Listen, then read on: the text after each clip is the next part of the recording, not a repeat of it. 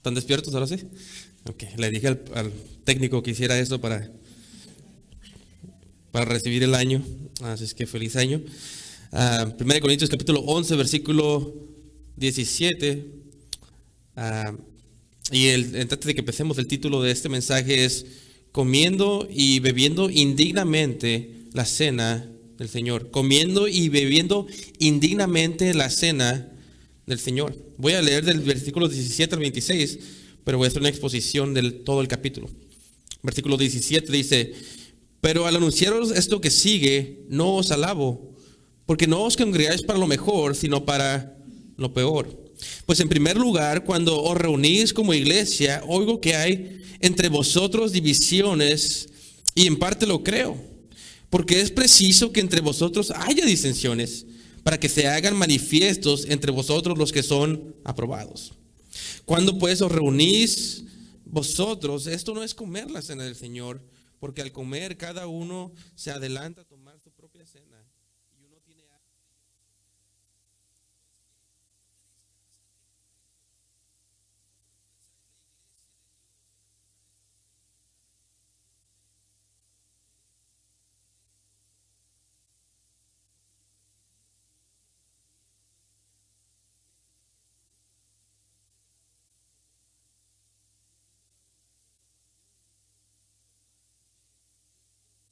cuerpo que por vosotros es partido, hacer esto en memoria de mí. Asimismo tomó también la copa después de haber cenado, y diciendo: esta copa es el nuevo pacto en mi sangre. Haced esto todas las veces que bebieres en memoria de mí. Así pues, todas las veces que comieres este pan y bebieres esta copa, la muerte del Señor anunciáis hasta que Él venga. Vayamos al Señor en una palabra de oración. Señor, te pido que bendigas, Señor, tu palabra esta mañana, que este año lo empecemos, el primer domingo que nos reunimos después del año, Señor, con nuestras Biblias abiertas, Señor, con nuestros corazones, Señor, no tanto con metas terrenales, pero que son buenas, pero metas espirituales, Señor, de doblegar nuestro corazón, Señor, a tu santa voluntad. Danos entendimiento para entender tu palabra, y glorifícate de ti mismo. En el nombre de Jesús. Amén. Punto número 1 que voy a tocar esta mañana es viviendo en pecado y tomando la cena. Viviendo en pecado y tomando la cena. El versículo 17 dice: pero anunciaros esto que sigue, no os alabo, porque no os congregáis para lo mejor, sino para lo peor. Pablo anteriormente, a los que estuvieron aquí, vimos que había alabado a los corintios. Miren el versículo 2, 1 Corintios 11, versículo 2 dice: os alabo, hermanos, porque en todo os acordáis de mí y retenéis las instrucciones tal como os las entregué. Aunque en ese contexto terminó corrigiéndolos al final, lo hizo con mucha gracia y encontró algo de qué alabar a los corintios. Pero aquí el apóstol, a pesar de ser un hombre lleno de gracia, no encontró forma en el versículo 17 de alabar a los corintios, porque ellos estaban menospreciando algo tan precioso para el cristiano como lo que es tomar la cena del Señor.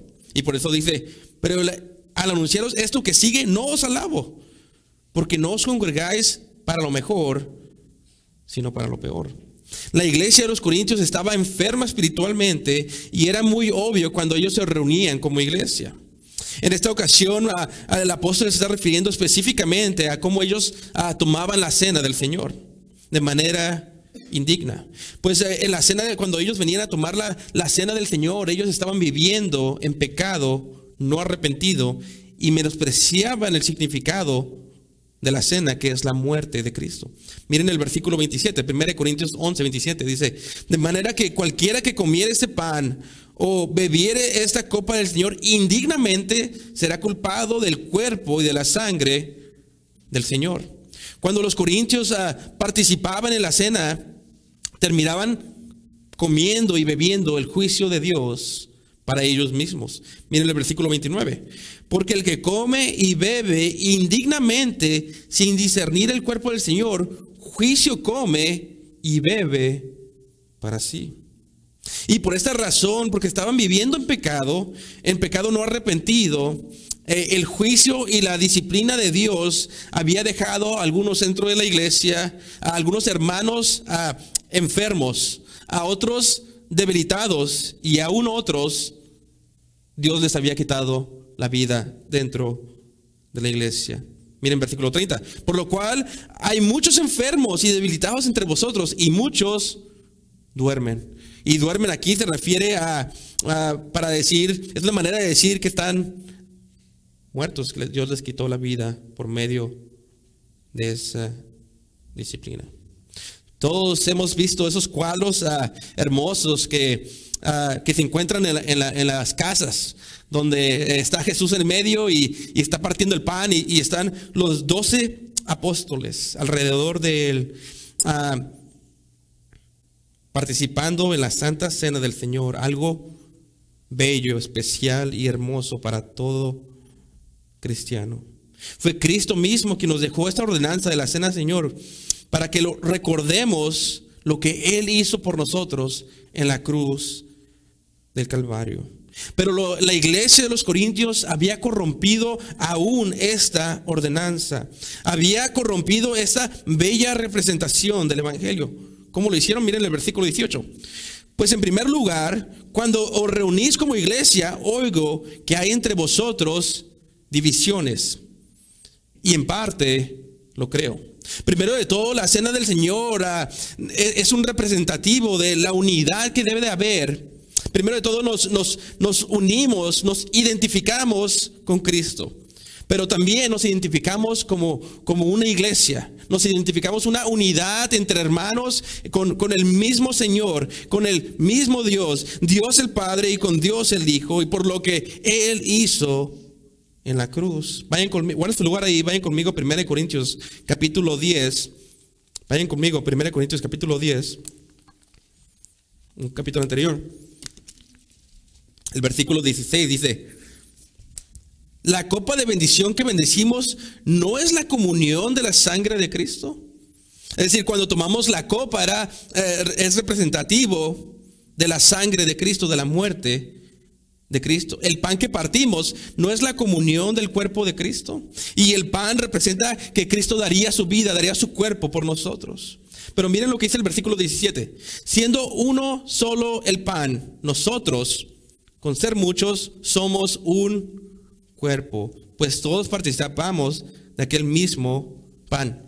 La Cena del Señor nos identifica con el Evangelio, nos identifica con el cuerpo de Cristo, nos identifica con la muerte de Cristo, con la sangre de Cristo, pero también de una manera muy única, muy bella y muy especial, nos identifica los unos con los otros como hermanos en Cristo, participando de lo que Cristo hizo por nosotros. Y la iglesia tenía que ser un reflejo de lo que dice el Salmo 133, versículo 1. Mirad cuán bueno y cuán delicioso es habitar los hermanos juntos en armonía.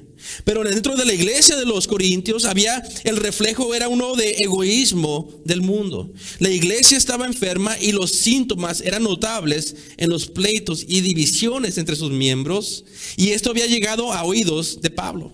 No vayan ahí, pero en 1 Corintios 1:11 dice: porque he sido informado acerca de vosotros. Alguien le informó dentro de la iglesia, alguien que miró lo que estaba pasando, le informó al apóstol Pablo: hermanos míos, por los de Cloe, que hay entre vosotros contiendas.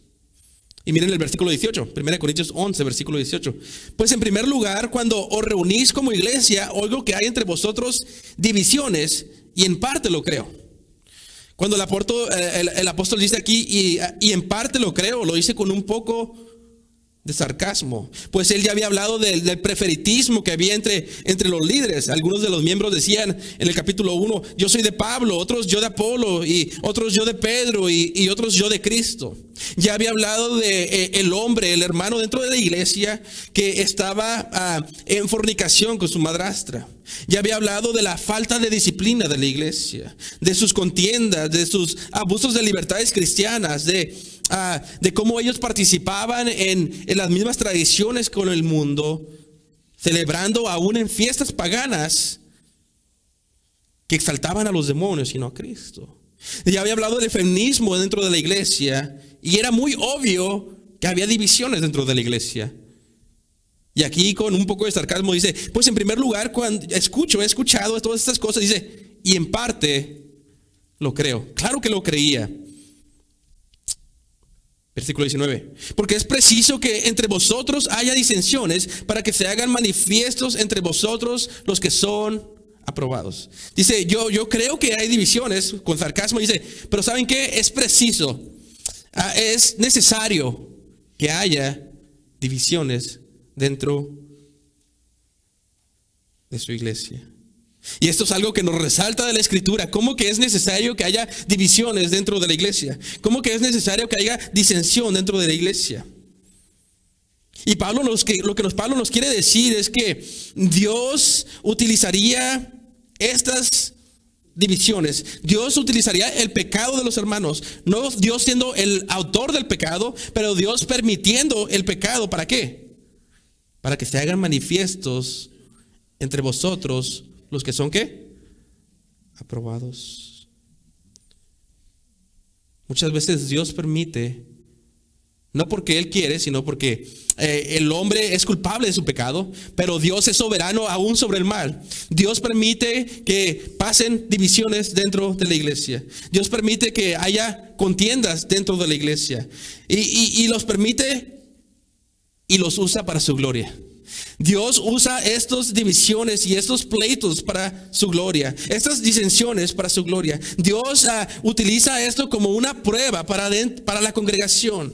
Y los hombres y mujeres, los hermanos y las hermanas que se muestran fieles bíblicamente en estas disensiones, muestran que son aprobados por Dios. ¿Y quienes no son aprobados por Dios?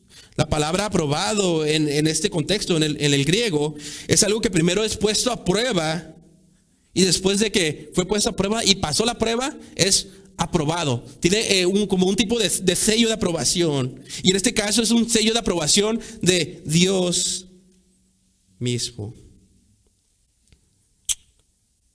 Como en Santiago, dice, no vayan ahí, pero en Santiago capítulo 1, versículo 2 dice, hermanos míos, tened por sumo gozo cuando sabéis en diversas pruebas, sabiendo que la prueba de vuestra fe produce paciencia.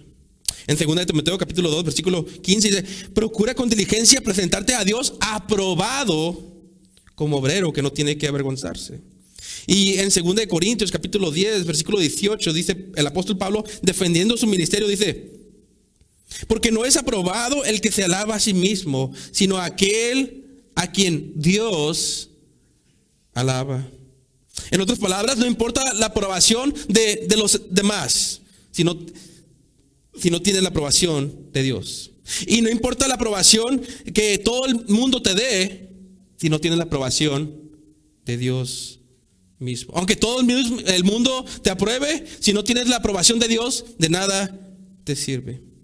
Y si tienes la aprobación de Dios, pero todo el mundo está en contra de ti, no importa, porque tienes la aprobación de Dios. ¿Has estado en una iglesia donde hay divisiones? ¿Mantuviste tu compostura y tu carácter cristiano a pesar de las contiendas y las pruebas?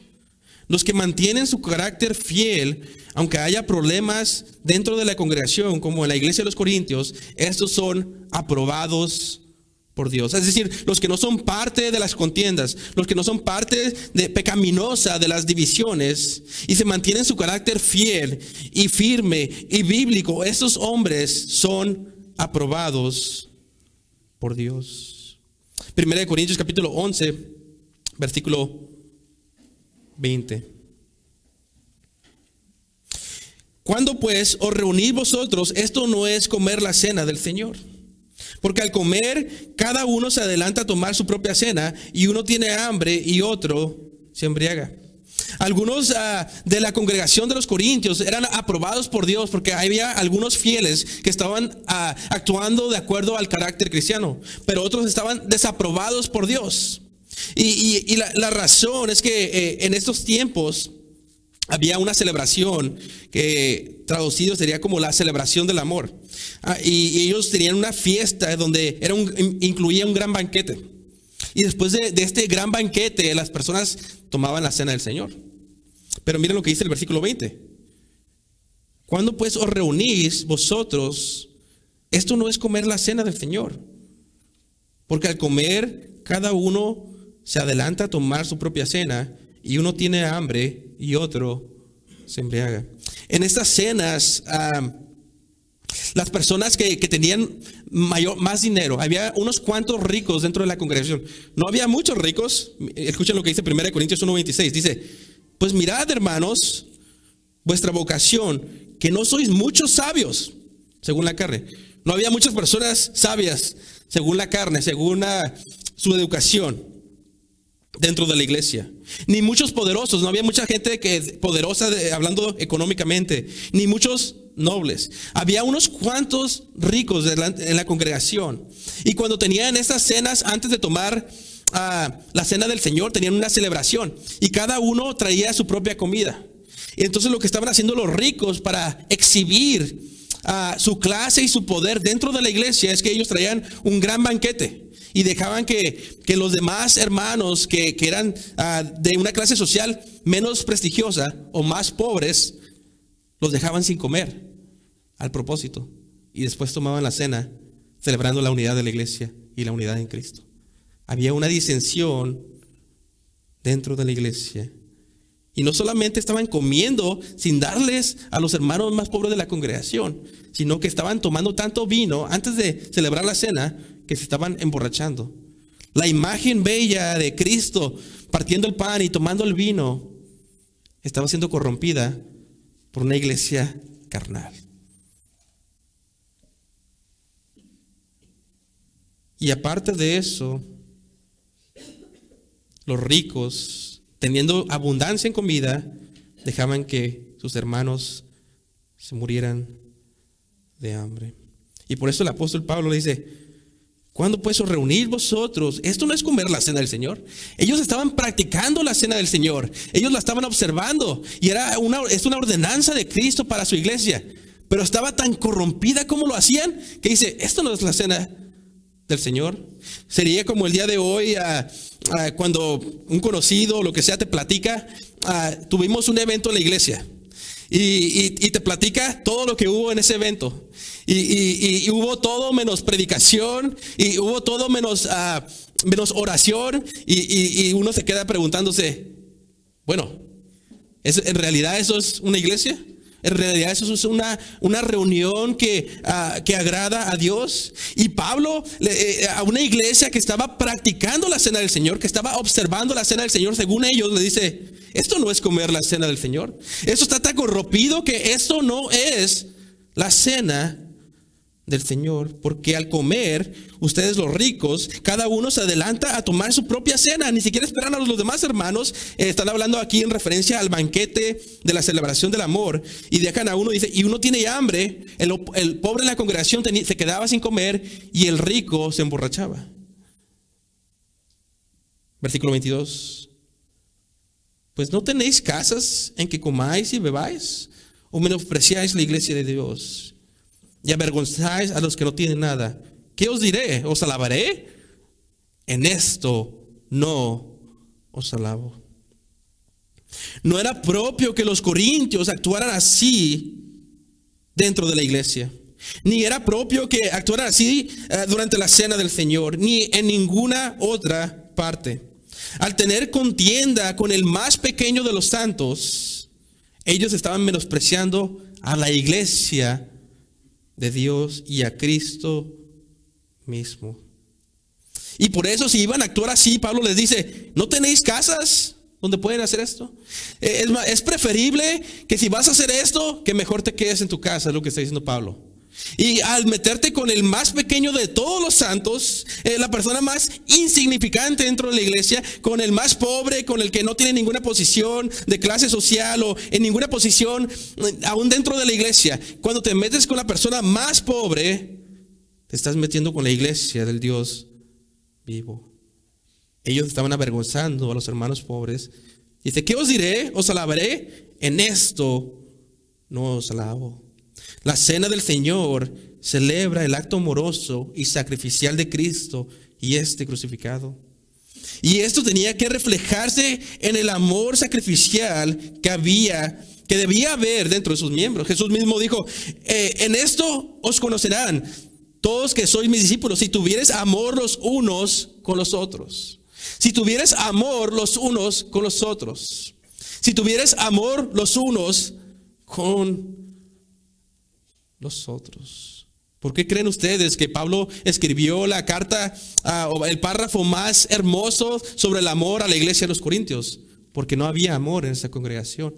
Dijo, si yo hablase en lenguas humanas, en el capítulo 13, y angélicas, y no tengo amor, vengo a ser como metal que resuena, o como címbalo que retiñe. Y si tuviese profecía, y entendiese todos los misterios, y toda ciencia, y si tuviese toda la fe, de tal manera que trasladase los montes, y no tengo amor, nada soy. Y si repartiese todos mis bienes para dar de comer a los pobres, y si entregase mi cuerpo para ser quemado, y no tengo amor, de nada me sirve. El amor es sufrido, es benigno, el amor no tiene envidia, el amor no es jactancioso, no se envanece, no hace nada indebido, no busca lo suyo, no se irrita, no guarda rencor, no se goza de la injusticia, mas se goza de la verdad. Todo lo sufre, todo lo cree, todo lo espera, todo lo soporta. Y los corintios tenían dones. Los corintios teológicamente observaban la cena del Señor. Los corintios tenían sabiduría. Los corintios hacían muchas cosas, tenían ministerios. Los corintios te podían explicar la Trinidad. Los corintios te podían hablar de las libertades cristianas con gran precisión. Y si te encontrabas con uno de ellos en un debate, te podía ganar. Y si hablabas con ellos sobre los roles de mujeres, ellos te podían justificar bíblicamente. Pero en esa iglesia no había amor ni unidad. Y eso es algo que la iglesia debe recordar el día de hoy. No eres nada sin amor. Y porque el espíritu del mundo había entrado dentro de la iglesia, esto había pervertido la cena del Señor. Era preferible que los corintios se quedaran en sus casas que vinieran a pecar en la casa de Dios. Pues la iglesia debe ser un lugar que rompe todas las barreras sociales y económicas y políticas. Pues en Cristo no hay judío, ni griego, ni esclavo, ni libre, ni hombre, ni mujer, sino que todos venimos de toda lengua y de toda nación para adorar en unidad al Cordero que fue inmolado. La iglesia, mis hermanos, debe ser un lugar donde se promueve la unidad y el amor de Cristo, y no donde hay grupos sociales que hacen acepción de personas.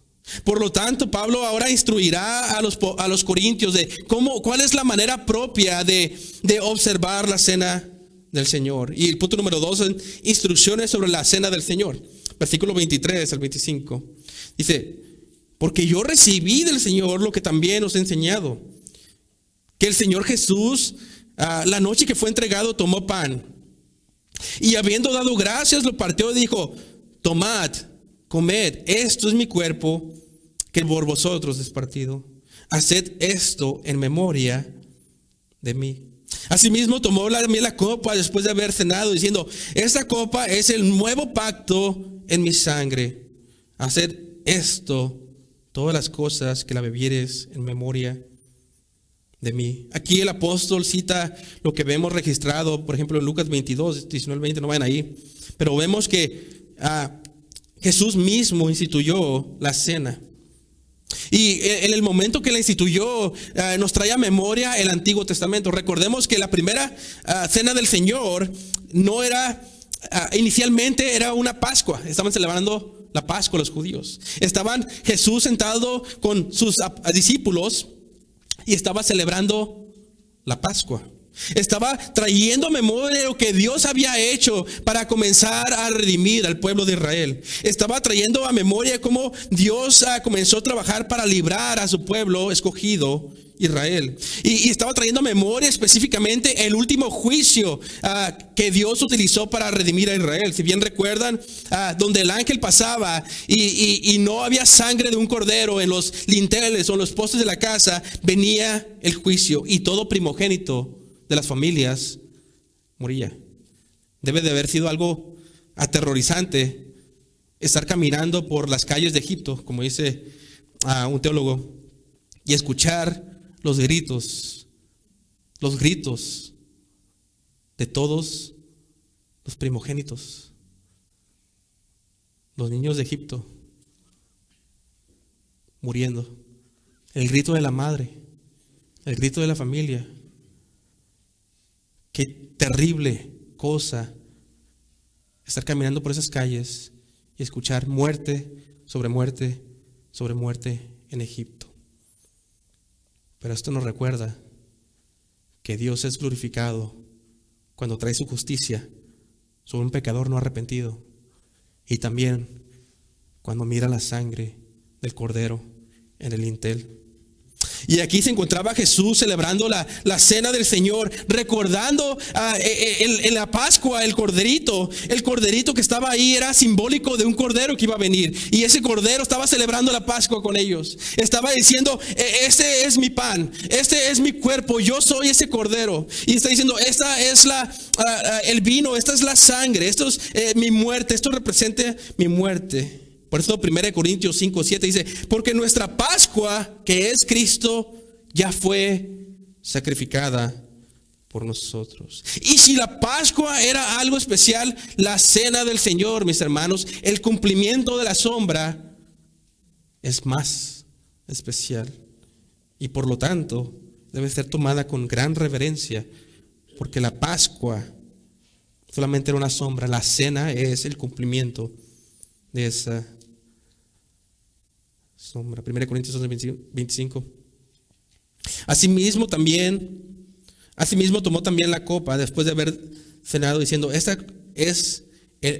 copa es el nuevo pacto. ¿En qué? En mi sangre. Es el nuevo pacto en mi sangre.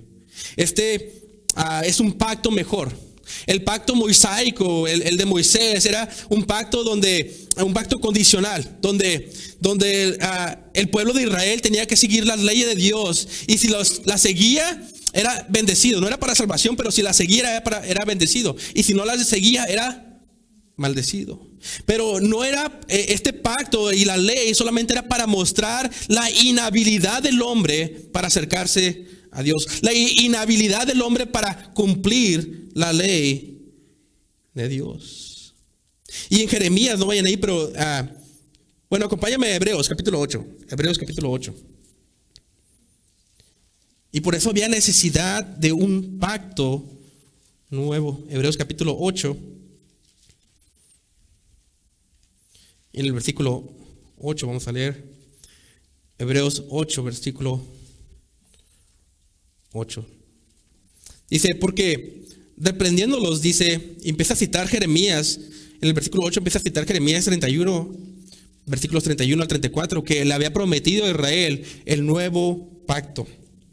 Y dice, he aquí vienen días, dice el Señor, recuerde que está citando Jeremías, el Antiguo Testamento, en que estableceré con la casa de Israel y la casa de Judá un nuevo ¿qué?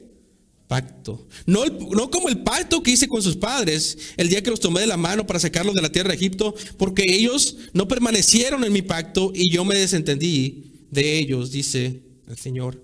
Ellos no podían cumplir el pacto. Versículo 10. Por lo cual, esto es el pacto que haré con la casa de Israel después de aquellos días. Hablando del nuevo pacto, dice el Señor, pondré mis leyes en las mentes de ellos y sobre su corazón las escribiré. Y seré a ellos por Dios y ellos serán a mí por pueblo. Y ninguno enseñará a su prójimo, ni ninguno a su hermano diciendo, conoce al Señor, porque todos me conocerán, desde el menor hasta el mayor de ellos. Porque seré propicio a sus injusticias y nunca más me acordaré de sus pecados y de sus iniquidades. Al decir nuevo pacto, ha dado por viejo el primero, y lo que se da por viejo y se envejece está próximo a desaparecer. En este nuevo pacto, Dios, por medio de su Espíritu, nos daría un nuevo corazón. Dios habilitaría al hombre para cumplir su ley, no para salvación, sino para su gloria. En Ezequiel, no en ahí, pero en 36, versículo 26 al 27, como dice John MacArthur, este nuevo pacto incluye la residencia del Espíritu Santo. Palabras de John MacArthur, dice Ezequiel 36, versículo 26, dice: os daré corazón nuevo y pondré espíritu nuevo dentro de vosotros, y quitaré de vuestra carne el corazón de piedra, y os daré un corazón de carne. Y pondré dentro de vosotros mi espíritu, y haré que andéis en mis estatutos, y guardaréis mis preceptos, y los pongáis por obra.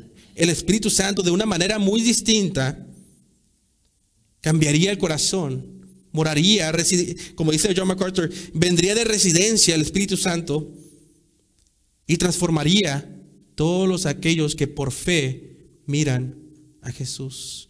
Les daría un corazón nuevo y les pondría nos pondría la ley de Dios en nuestros corazones. En el antiguo pacto, los sacrificios constantes no podían salvar al pecador. Pero vayan conmigo a Hebreos capítulo 10. Hebreos capítulo 10. Miren versículo 11. Dice: y ciertamente todo sacerdote está día tras día ministrando y ofreciendo muchas veces los mismos sacrificios que nunca pueden quitar los pecados. En el antiguo pacto, el sacerdote estaba continuamente sacrificando sangre de animales, continuamente sacrificando, y sangre. Versículo 12. Pero Cristo, habiendo ofrecido una vez para siempre un solo sacrificio por los pecados, se ha sentado a la diestra de Dios. En el Antiguo Testamento, en el Viejo Pacto, el sacerdote estaba sacrificando, y esto no te salvaba. Había muchos sacerdotes y se morían, y continuamente tenía que sacrificar por su propio pecado y por el de los demás. Pero en el Nuevo Pacto viene Cristo una vez y para siempre, y con su propia sangre, no con la sangre de cordero, animalitos, no con animalitos ni con otra cosa, sino con su propia sangre, con la sangre del Cordero de Dios, una vez y para siempre. No hay más sacerdotes más que Él ahora. Él es el supremo sacerdote. Se ofreció y se sentó a la diestra de Dios. Fue un sacrificio por los pecados una vez y para siempre, esperando que sus enemigos sean puestos al estrado de sus pies. Y todo esto es lo que nos recuerda cuando tomamos la cena del Señor. 1 Corintios 11, regresen ahí. 1 Corintios 11. Porque yo recibí del Señor lo que también os he enseñado, que el Señor Jesús, la noche que fue entregado, tomó pan, y habiendo dado gracias, lo partió y dijo: tomad, comed, esto es mi cuerpo, que por vosotros es partido. Haced esto en memoria de mí. Asimismo tomó también la copa después de haber cenado. Esta es la copa del nuevo pacto en mi sangre. Haced esto todas las veces que la bebieres en memoria de mí. Y nos recuerda cada vez que la tomamos. Debe ser un momento de reverencia. Y recordamos la noche que fue entregado, la noche que Él se convertiría en el sacrificio final por el pecado. Versículo 26. Así pues, todas las veces que comieres ese pan y bebieres esta copa, la muerte del Señor anunciáis hasta que Él venga. Cada vez que tomamos la cena del Señor, predicamos el Evangelio. Predicamos el Evangelio con símbolos. Cada vez que lo hacemos, anunciamos la muerte de Cristo hasta que Él venga. Y nos recuerda que Él viene por nosotros. El Evangelio que nos predica es que el Dios que colocó la tierra en el espacio sobre nada fue colocado por su creación, por soldados romanos, sobre una cruz que vino de un árbol que Él mismo creó. y nutrió para morir por nuestros pecados. Y si solamente creemos que Él es nuestra Pascua, que Él dio su vida, que su cuerpo es representado por el pan y su sangre por el vino. Ese es un nuevo pacto, que tenemos esperanza, que este Cordero quita el pecado del mundo, que no importa cuán tan sucio sea tu pecado, no importa qué tan vergonzoso sea tu pecado, que su sangre es un manantial que quita todo mal. Y para eso vino morir a la cruz del Calvario, para eso entró sus pies dentro de su propia creación, vino a buscar a todos los que están enfermos, a todos los que están desesperados, a todos los que están perdidos, a los que se dan cuenta que necesitan un Salvador. Si tan solo nos arrepentimos y corremos a Cristo y creemos que Él murió como nuestra Pascua, Él murió para el perdón de los pecados, y Él lo cumplió todo en la cruz, y está a la mano derecha del Padre, y la conciencia más sucia, y su sangre la limpia, y nos limpia completamente de nuestra maldad una vez y para siempre. Cree en Jesús el día de hoy y serás una nueva criatura en Cristo, y las cosas viejas pasarán. Por eso el Evangelio es predicado con símbolos también. Es interesante que aquí dice Pablo que él recibió estas instrucciones del Señor. Se cree que 1 Corintios fue escrito aún antes que los evangelios, antes que Mateo, Marcos, Lucas o Juan. Pero entonces, ¿cómo recibió el apóstol Pablo las instrucciones si ni siquiera era un apóstol en esos tiempos? Ni siquiera estaba presente y Cristo ya había muerto. Y la respuesta se encuentra en Gálatas. Vayan a Gálatas, por favor. En capítulo 1, versículos 11 y 12. Guarden su lugar ahí, vayan a Gálatas 1. Versículos 11 y 12.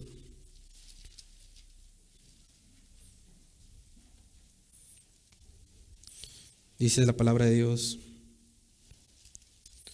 mas os hago saber, hermanos, que el evangelio anunciado por mí no es según hombre, pues yo ni lo recibí ni lo aprendí de hombre alguno, sino por revelación de Jesucristo.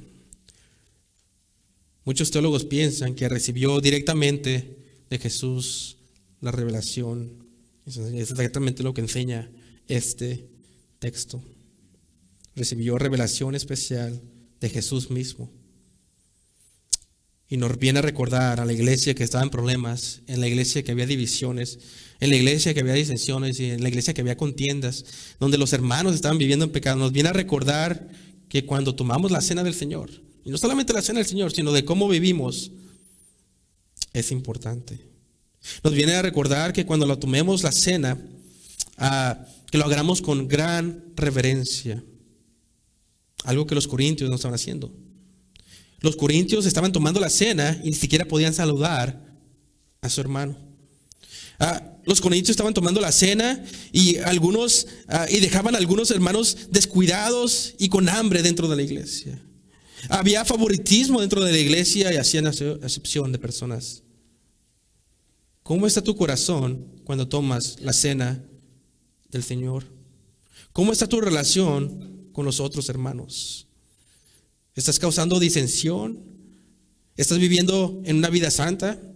¿Estás viviendo en pecado? ¿Creas unidad o división dentro de la iglesia? Esas son las preguntas que nos debemos de hacer al tomar la cena. Punto número 3, comiendo y bebiendo juicio. Comiendo y bebiendo juicio. Versículo 27. De manera que cualquiera que comiere este pan o bebiere esta copa del Señor indignamente, será culpado del cuerpo y de la sangre del Señor. Pablo le dice a los corintios que la persona que tome la cena del Señor mientras vive en pecado será culpable de menospreciar al Hijo de Dios.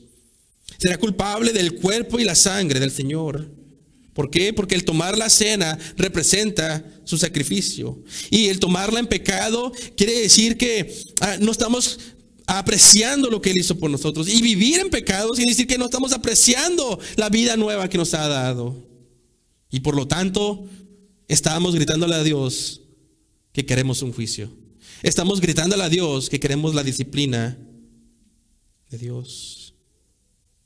No puedes beber la copa del Señor y la copa de los demonios. No puedes participar en la mesa del Señor y en la mesa de los demonios. No puedes venir a la iglesia y estar agarrado con una mano del mundo y otra de Dios.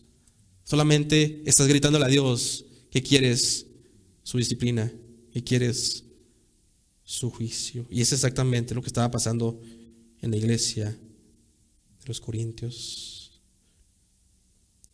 De manera que cualquiera que comiera este pan o bebiera esta copa del Señor indignamente, en pecado no arrepentido, será culpado del cuerpo y de la sangre del Señor. Versículo 28. Por tanto, pruébese cada uno a sí mismo y coma así del pan y beba de la copa. El apóstol nos explica que la cena del Señor debe ser un tiempo de autoexaminación. Pablo nos dice que debe ser un tiempo de meditación, de reflexión, de seriedad en nuestro caminar cristiano. Y nos dice que si nos examinamos y venimos al Señor en arrepentimiento antes de tomar la cena, no vendrá el juicio sobre nosotros. Y lo mismo tiene que ver con nuestro caminar cristiano. Si nosotros venimos al Señor con arrepentimiento por nuestros pecados, si estamos viviendo en pecado pero venimos al Señor y clamamos a Él en arrepentimiento, no vendrá el juicio de Dios sobre nuestras vidas. Primera de Juan 1:9 dice: si confesamos nuestros pecados, Él es fiel y justo para perdonar nuestros pecados y limpiarnos de toda maldad. Dios quiere que tomemos la cena, quiere que la tomemos con autoexaminación. Dios quiere que la tomemos con arrepentimiento y reflexión y reverencia, y que nuestras vidas reflejen eso, lo que hizo por nosotros. Así que si nos examinamos antes de tomarla, evitaremos el juicio. Es un momento de arrepentimiento. En ese momento clamamos a Dios, confesamos nuestros pecados y tratamos de vivir una vida agradable a Dios por medio del poder del Espíritu de Dios. Versículo 29. Porque el que come y bebe indignamente, pero la persona que no se examina, la persona que continúa caminando en pecado, sin discernir el cuerpo, o sea, sin examinarse del Señor, juicio come y bebe para sí. Si vienen a la cena del Señor sin reverencia, sin autoexaminar su vida y viviendo en pecado, están comiendo y bebiendo el juicio de Dios. ¿Cuáles son las actitudes pecaminosas que debemos evitar? Gálatas 5:19 nos da una lista. Dice: y manifiestas son las obras de la carne, que son adulterio, o sea, relaciones fuera del matrimonio, fornicación, otro tipo de inmoralidad sexual, inmundicia, lascivia, idolatría, hechicería, enemistades, pleitos, celos, iras, contiendas, disensiones, herejías, envidias, homicidios, borracheras, orgías y cosas semejantes a estas. Por eso debemos de venir en arrepentimiento. Y la vida cristiana es una vida que constantemente el creyente se autoexamina y se arrepiente. Se autoexamina y se arrepiente. Y vamos siendo transformados cada día más a la imagen preciosa de Cristo. Él es fiel y justo para perdonar. Versículo 30. Por lo cual hay muchos enfermos y debilitados entre vosotros, y muchos duermen. El juicio de Dios en la iglesia de los Corintios vino en enfermedad, en debilidad física y aún en otros casos en muerte. Y esto es en el contexto dentro de la iglesia, que si no venimos, si continuamos viviendo en pecado como cristianos, y aquí en este contexto, en la cena del Señor, vendrá y puede venir el juicio de Dios sobre nosotros, en enfermedad, en debilidad y aún entre muerte. Versículo 31 y 32. Si pues nos examinamos a nosotros mismos, ¿no seríamos juzgados? Mas siendo juzgados, nos examinaríamos a nosotros mismos, no seríamos juzgados, mas siendo juzgados, somos castigados por el Señor, para que no seamos condenados con el mundo. ¿Cómo está tu vida dentro y fuera de la iglesia? Cuando viene el juicio de Dios, viene la disciplina de Dios, para que no seas condenado con el mundo. Es decir, para salvar tu vida del infierno, muchas veces Dios prefiere quitártela. Y la disciplina de Dios solamente muestra que somos hijos de Dios, porque Dios ama y disciplina al que toma por hijo. Pero si vivimos en pecado y no somos disciplinados y continuamente estamos viviendo en Él, es probablemente porque ni siquiera somos creyentes. Y seremos condenados con el mundo para siempre, en una eternidad, en el lago de fuego.